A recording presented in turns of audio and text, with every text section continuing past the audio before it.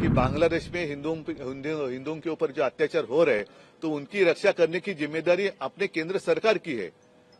तो मणिपुर तो नहीं जा रहे, तो मोदी जी और अमित शाह जी बांग्लादेश अगर जा सकते हैं तो जाना चाहिए। इसी हिंदुस्तान सरकार में इंदिरा जी ने बांग्लादेश को आजादी दिलाई थी। आपके मन में आशंका क्यों आई कि ऐसी स्थिति हिंदुस्तान में हो सकती है? जो आंदोलन करने वाले थे उनको आतंकवादी कहा गया था, तो यहाँ भी जो किसान आए थे उनको आतंकवादी कहा गया। विनेश फोगाट जो अपने न्याय के लिए कुछ आंदोलन कर रही थी उनको भी आतंकवादी कहा गया ना, जैसे आपने कहा। तो यही मैं कहता हूँ कि ये एक इशारा है, बांग्लादेश की जो स्थिति हुई है बांग्लादेश में एक इशारा है सबके लिए कि बांग्लादेश में हिंदुओं के ऊपर जो अत्याचार हो रहे हैं तो उनकी रक्षा करने की जिम्मेदारी अपने केंद्र सरकार की है, मोदी जी की है। तो मणिपुर तो नहीं जा रहे, तो मोदी जी और अमित शाह जी बांग्लादेश अगर जा सकते हैं तो जाना चाहिए। अन्यथा वहां जो हिंदुओं के ऊपर अत्याचार हो रहे हैं उनको रोकना और वहां के हिंदुओं की रक्षा करना मोदी जी का काम है, केंद्र सरकार का काम है, हिंदुस्तान सरकार का काम है। इसी हिंदुस्तान सरकार में इंदिरा जी ने बांग्लादेश को आजादी दिलाई थी और उसी बांग्लादेश में अगर हिंदुओं के ऊपर अत्याचार हो रहे हैं तो उनको रोकना भी पूरा काम या पूरी जिम्मेदारी हिंदुस्तान के प्रधानमंत्री की है। बांग्लादेश में जो कुछ घटना हुई है उसका उन्हीं की भाषा में मतलब ये एक रहते 2-3 शब्द है, एक नैरेटिव होता है, एक मैसेज होता है। तो वो मैसेज पूरे दुनिया में गया है। और जैसे इजराइल में कुछ हो रहा है, ऐसे बीच में बातें खबरें आ रही थी, वहां के प्रधानमंत्री को तो घर के बाहर निकलना मुश्किल हुआ था। भारी संख्या में वहां की जनता रास्ते पर सड़क पर उतर कर आई थी।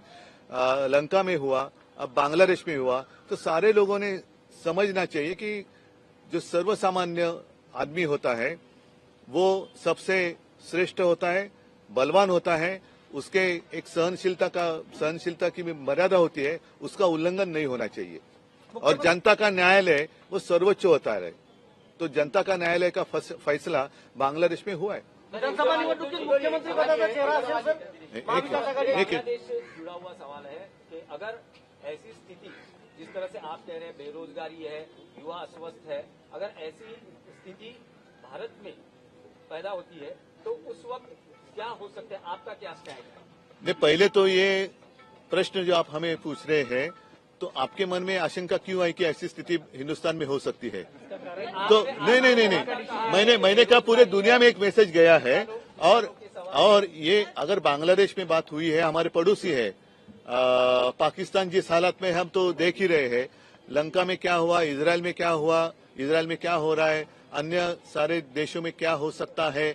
तो ये तो कहीं भी कभी भी हो सकता है। और इसलिए मैं कहता हूं कि जो भी सत्ता में बैठे लोग हैं उन्होंने इस मर्यादा का हमेशा ख्याल रखना चाहिए कि जनता सर्वोच्च होती है और जनता का न्यायालय सर्वोच्च होता है।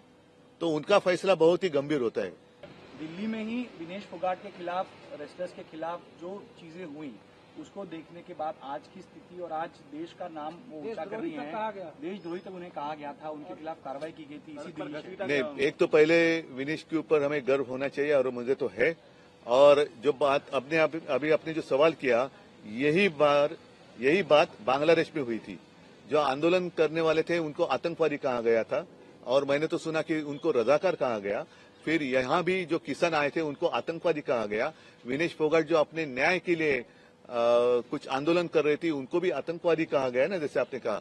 तो यही मैं कहता हूँ कि ये एक इशारा है, बांग्लादेश की जो स्थिति हुई है बांग्लादेश में एक इशारा है सबके लिए।